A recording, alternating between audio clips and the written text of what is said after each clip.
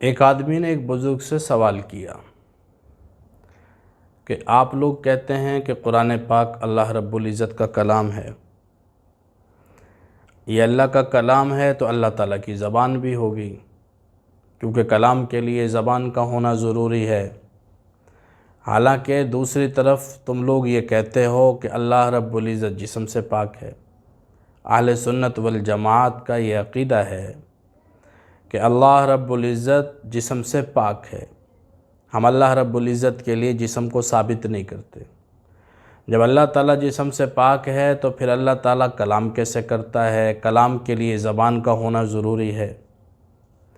تو ان بزرگوں نے بڑی معقول بات بیان فرمائی کہ انسان تو زبان سے بات کرتا ہے، لیکن زبان کس چیز سے بات کرتی؟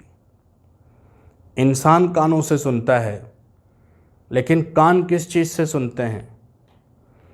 انسان تو ہاتھوں سے پکڑتا ہے، لیکن ہاتھ کس چیز سے پکڑتے ہیں؟ ہاتھوں کے آگے ہاتھ نہیں، کانوں کے آگے کان نہیں، آنکھوں کی آگے مزید آنکھیں نہیں، زبان کی آگے مزید زبان نہیں۔ تو جب زبان بغیر زبان کے بات کرتی ہے، کان بغیر کان کے سن سکتے ہیں، ہاتھ بغیر ہاتھوں کے پکڑ سکتے ہیں، مزید ان کے آگے ہاتھ نہیں، آنکھوں کی مزید آگے آنکھیں نہیں، کانوں کے مزید آگے کان نہیں، تو پھر اللہ رب العزت بھی اسی طرح اللہ تعالیٰ کی بذات خود اللہ کی ذات میں صفت کلام پائی جاتی ہے۔